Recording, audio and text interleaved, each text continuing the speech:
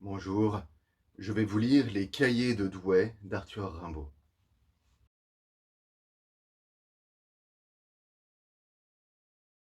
Première soirée.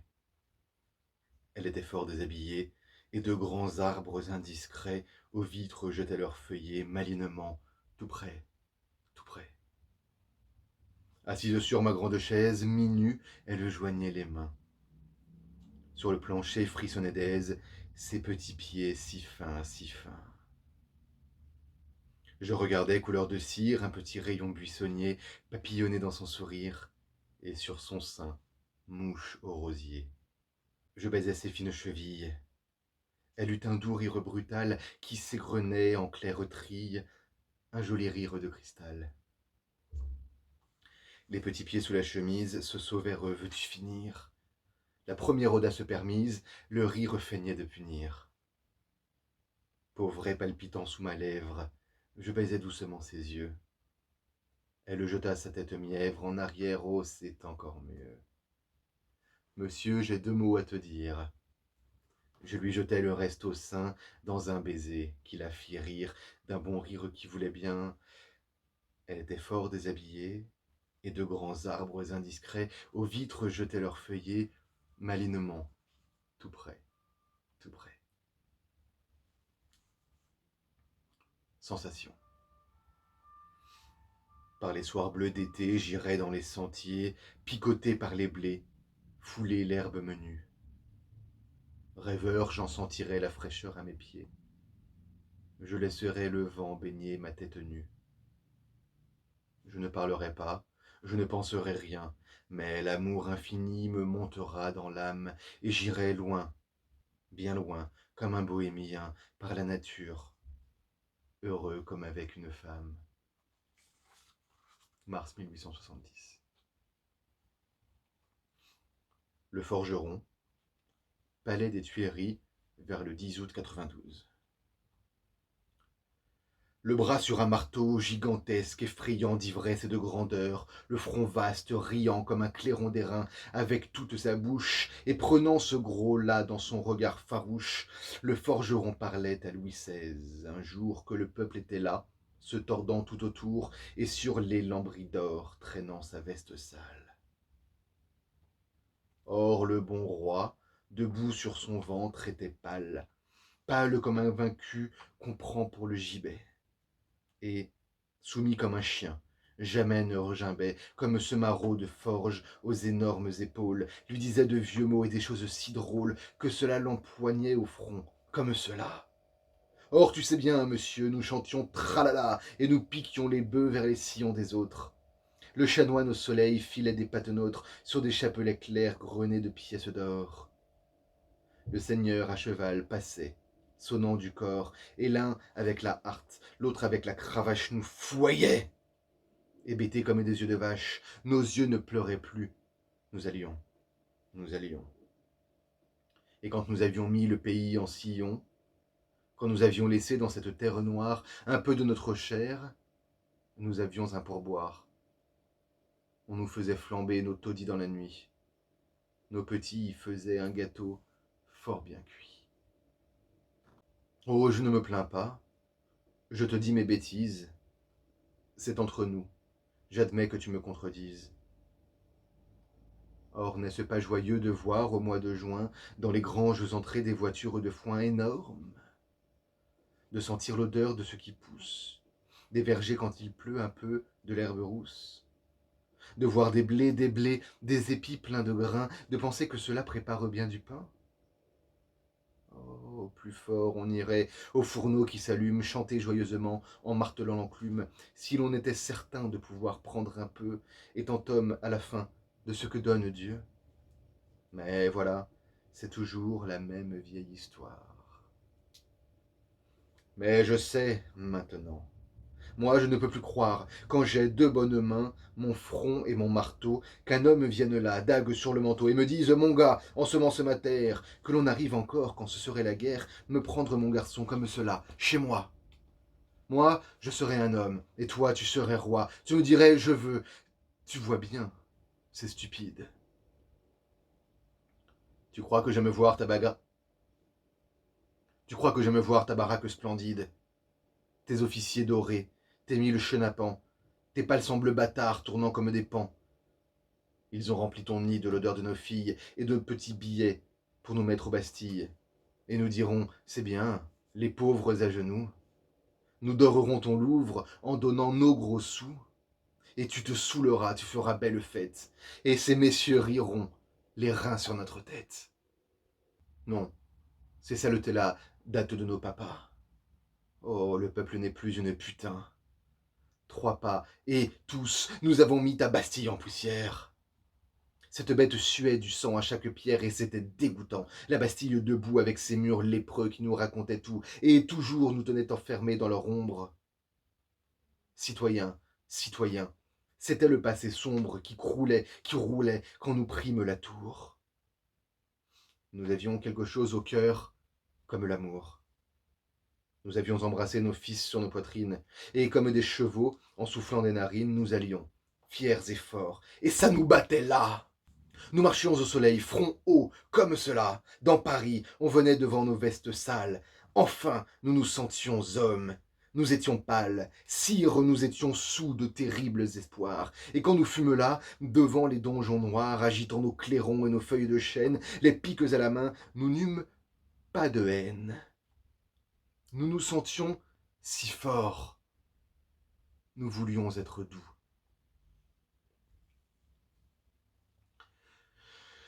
Et depuis ce jour-là, nous sommes comme fous. Le tas des ouvriers a monté dans la rue, et ces maudits s'en vont, foule toujours accrue de sombres revenants aux portes des Richards. Moi, je cours avec eux assommer les mouchards, et je vais dans Paris, noir, marteau sur l'épaule, farouche à chaque coin, balayant quelques drôles. Et si tu me riais au nez, je te tuerais. Puis, tu peux y compter.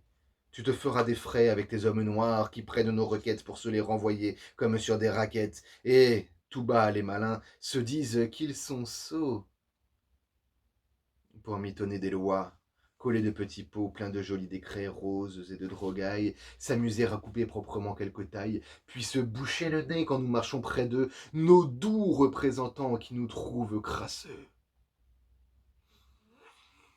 Pour ne rien redouter, rien que les baïonnettes, c'est très bien. Foin de leur tabatière à sornettes. Nous en savons assez, là, de ces cerveaux plats et de ces ventres dieux. Ah, ce sont là les plats que tu nous sers, bourgeois, quand nous sommes féroces, quand nous brisons déjà les sceptres et les crosses.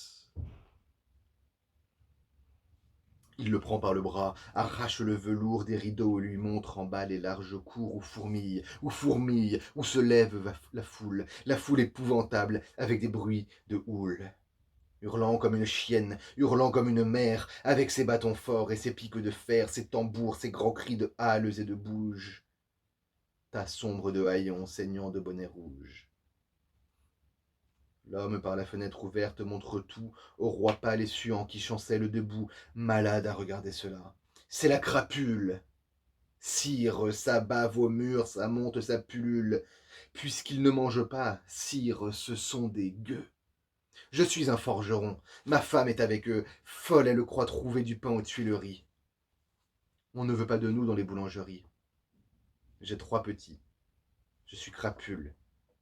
Je connais des vieilles qui s'en vont pleurant sous leur bonnet parce qu'on leur a pris leur garçon ou leur fille. C'est la crapule. Un homme était à la Bastille, un autre était forçat, et tous deux citoyens honnêtes. Libérés, ils sont comme des chiens. On les insulte. Alors ils ont là quelque chose qui leur fait mal. Allez, c'est terrible et c'est cause que se sentant brisés, que se sentant damnés, ils sont là, maintenant, hurlant sous votre nez. Crapules, là-dedans, sont des filles infâmes, parce que vous saviez que c'est faible les femmes. Mais seigneurs de la cour, que ça veut toujours bien, vous leur avez craché sur l'âme comme rien. Vos belles aujourd'hui sont là, c'est la crapule. Oh, tous les malheureux, tous ceux dont le dos brûle sous le soleil féroce et qui dans ce travail-là sentent crever leur front. Chapeau bas, mes bourgeois. Oh, ceux-là sont les hommes. Nous sommes ouvriers, sire. Ouvriers, nous sommes pour les grands temps nouveaux où l'on voudra savoir, où l'homme forgera du matin jusqu'au soir, chasseur des grands effets, chasseur des grandes causes, où, lentement vainqueur, il domptera les choses et montera sur tout comme sur un cheval.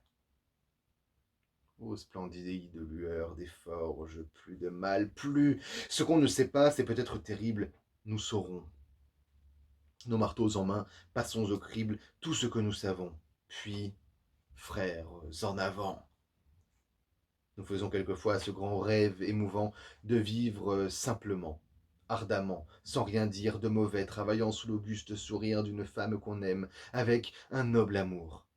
Et l'on travaillerait fièrement tout le jour, écoutant le devoir comme un clairon qui sonne. Et l'on se sentirait très heureux. Et personne, oh personne surtout, ne vous ferait ployer. On aurait un fusil au-dessus du foyer. Oh, mais l'air est tout plein d'une odeur de bataille. Que te disais-je donc? Je suis de la canaille. Il reste des mouchards et des accapareurs. Nous sommes libres, nous. Nous avons des terreurs où nous nous sentons grands. Oh, si grands. Tout à l'heure, je parlais de devoir calme, d'une demeure. Regarde donc le ciel. C'est trop petit pour nous. Nous crèverions de chaud. Nous serions à genoux. Regarde donc le ciel. Je rentre dans la foule, dans la grande canaille effroyable qui roule. Cire tes vieux canons sur les sales pavés. Oh, quand nous serons morts, nous les aurons lavés. Et si, devant nos cris, devant notre vengeance, les pattes des vieux rois mordorés sur la France poussent leur régiment en habit de gala, eh bien, n'est-ce pas, vous tous, merde à ces chiens-là. Il reprit son marteau sur l'épaule. La foule, près de cet homme-là, se sentait l'âme saoule. Et dans la grande cour, dans les appartements, où Paris haletait avec des hurlements, un frisson secoua l'immense populace. Alors, de sa main large et superbe de crasse, bien que le roi ventru suât, le forgeron terrible lui jeta le bonnet rouge au front.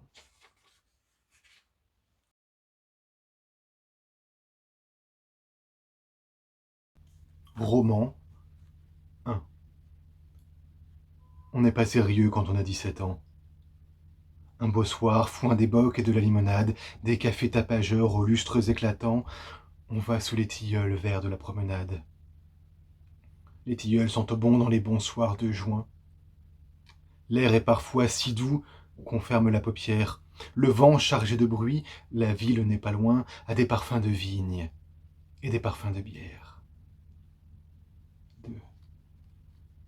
Voilà qu'on aperçoit un tout petit chiffon d'azur sombre encadré d'une petite branche, piqué d'une mauvaise étoile qui se fond avec de doux frissons, petite et toute blanche.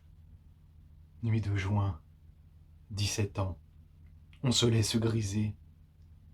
La sève est du champagne et vous monte à la tête. On divague, on se sent aux lèvres un baiser qui palpite là, comme une petite bête. 3. Le cœur fou Robinson à travers les romans. Lorsque dans la clarté d'un pâle réverbère passe une demoiselle aux petits airs charmants sous l'ombre du faux col effrayant de son père. Et comme elle vous trouve immensément naïf, tout en faisant trotter ses petites bottines, elle se tourne alerte et d'un mouvement vif. Sur vos lèvres alors meurent les cavatines. 4. Vous êtes amoureux, loué jusqu'au mois d'août. Vous êtes amoureux, vos sonnets la font rire. Tous vos amis s'en vont, vous êtes mauvais goût. Puis l'adoré, un soir, a daigné vous écrire. Ce soir-là, vous rentrez aux cafés éclatants. Vous demandez des bocs ou de la limonade. On n'est pas sérieux quand on a 17 ans et qu'on a des tilleuls verts sur la promenade. 29 septembre 1870. Mort de 92 et de 93. Français de 70, bonapartiste, républicain, souvenez-vous de vos pères en 92, etc. Paul de Cassagnac, Le Pays. Mort de 92 et de 93. qui, pâle du baiser fort de la liberté, calme sous vos sabots, brisiez le joug qui pèse sur l'âme et sur le front de toute humanité. Hommes extasiés et grands dans la tourmente, vous dont les cœurs sautaient d'amour sous les haillons, ô soldats que la mort a semés, noble amante, pour les régénérer dans tous les vieux sillons. Vous dont le sang lavait toute grandeur salie, mort de Valmy, mort de Fleurus, mort d'Italie, aux millions de Christ aux yeux sombres et doux, nous vous laissions dormir avec la République. Nous, courbés sous les rois comme sous une trique. Messieurs de Cassagnac, nous reparlent de vous. Fait à Mazas, 3 septembre 1870. Le mal. Tandis que les crachats rouges de la mitraille sifflent tout le jour par l'infini du ciel bleu, qu'écarlates ouverts près du roi qui les raille, croulent les bataillons en masse dans le feu. Tandis qu'une folie épouvantable broie et fait de 100 milliers d'hommes un tas fumant, pauvres morts dans l'été, dans l'herbe, dans ta joie, nature, ô toi qui fis ces hommes saintement. Il est un Dieu qui rit aux nappes damassées des autels, à l'encens, au grand calice d'or, qui dans le bercement des hosannas s'endort, et se réveille quand des mères ramassées dans l'angoisse et pleurant sous leurs vieux bonnets noirs lui donnent un gros sou lié dans leur mouchoir. Rage des Césars. L'homme pâle long des pelouses fleuries chemine en habit noir et le cigare aux dents. L'homme pâle repense aux fleurs des Tuileries et parfois son œil terne a des regards ardents. Car l'empereur est saoul de ses 20 ans d'orgie. Il s'était dit, je vais souffler la liberté bien délicatement, ainsi qu'une bougie. La liberté revit. Il se sent éreinté. Il est pris. Oh, quel nom sur ses lèvres muettes tressaille, quel regret, implacable le mort. On ne le saura pas. L'empereur a l'œil mort. Il repense peut-être au compère en lunettes, et regarde filer de son cigare en feu, comme au soir de Saint-Cloud, un fin nuage bleu. C'est ici que s'arrête le premier cahier et que commence le second. Je vous lis « Rêver pour l'hiver », dédié à 3 étoiles, elle. L'hiver, nous irons dans un petit wagon rose avec des coussins bleus. Nous serons bien. Un nid de baisers fous repose dans chaque coin moelleux. Tu fermeras l'œil pour ne point voir par la glace grimacer les ombres des soirs, ces monstruosités hargneuses populaces des démons noirs et de l'eau noire. Puis tu te sentiras la joue égratignée. Un petit baiser, comme une folle araignée, te courra par le cou. Et tu me diras, cherche en inclinant la tête, et nous prendrons du temps à trouver cette bête qui voyage beaucoup. En wagon, le 7 octobre 1870. Le dormeur du Val. C'est un trou de verdure où chante une rivière, accrochant follement aux herbes des haillons d'argent. Où le soleil de la montagne fière luit. C'est un petit Val qui mousse de rayons. Un soldat jeune, bouche ouverte, tête nue, et la nuque baignant dans le frais cresson bleu dort. Il est étendu dans l'herbe sous la nue, pâle dans son lit vert où la lumière pleut. Les pieds dans les glaïeuls, il dort, souriant comme sourirait un enfant malade, il fait un somme. Nature, berce-le chaudement, il a froid. Les parfums ne font pas frissonner ses narines. Il dort dans le soleil, la main sur sa poitrine, tranquille. Il a 2 trous rouges au côté droit. Octobre 1870. Au cabaret vert, 5 heures du soir. Depuis 8 jours, j'avais déchiré mes bottines aux cailloux des chemins. J'entrais à Charleroi. Au cabaret vert, je demandais des tartines, de beurre et du jambon qui fut à moitié froid. Bienheureux, j'allongeais les jambes sous la table verte. je contemplais les sujets très naïfs de la tapisserie. Et ce fut adorable, quand la fille aux tétons énormes, aux yeux vifs, celle-là, ce n'est pas un baiser qui l'ait peur, rieuse m'apporta des tartines de beurre, du jambon tiède dans un plat colorié, du jambon rose et blanc parfumé d'une gousse d'ail, et m'emplit la chope immense avec sa mousse, que dorait un rayon de soleil arriéré. Octobre 1870. La Malines. Dans la salle à manger brune que parfumait une odeur de vernis et de fruits, à mon aise, je ramassais un plat de je ne sais quel mets belge, et je m'épatais dans mon immense chaise. En mangeant, j'écoutais l'horloge, heureux, et quoi. La cuisine tout s'ouvrit avec une bouffée, et la servante vint, je ne sais pas pourquoi, fichue moitié défait, malinement coiffée. Et tout en promenant son petit doigt tremblant sur sa joue, un velours de pêche rose et blanc, en faisant de sa lèvre enfantine une moue, elle arrangeait les plats près de moi pour m'aiser.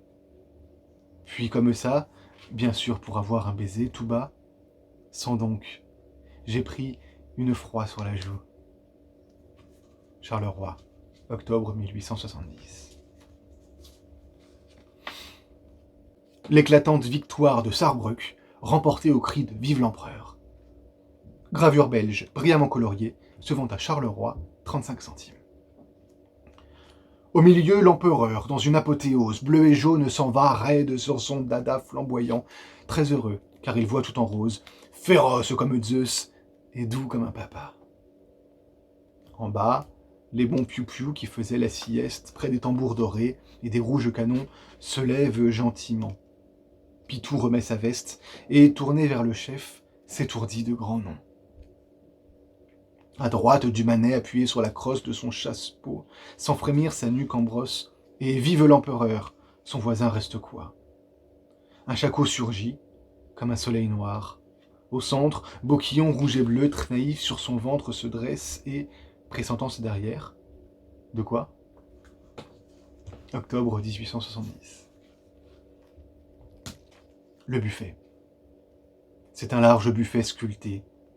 Le chêne sombre, très vieux, a pris cet air si bon des vieilles gens.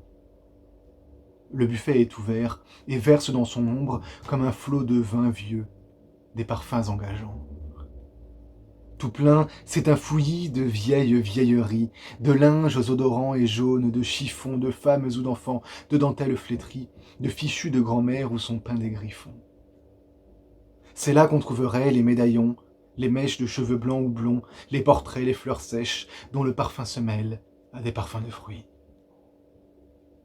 Ô buffet du vieux temps, tu sais bien des histoires, et tu voudrais conter tes contes et tu bruits quand s'ouvrent lentement tes grandes portes noires. Octobre 1870. Ma bohème, fantaisie. Je m'en allais, les poings dans mes poches crevées. Mon paletot aussi devenait idéal. J'allais sous le ciel, muse, et j'étais ton féal.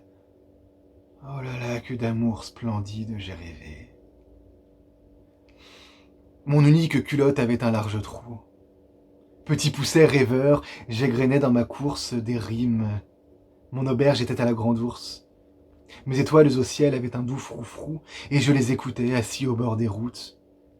Ces bons soirs de septembre où je sentais des gouttes de rosées à mon front comme un vin de vigueur, où, rimant au milieu des ombres fantastiques, comme des lyres, je tirais les élastiques de mes souliers blessés, un pied près de mon cœur.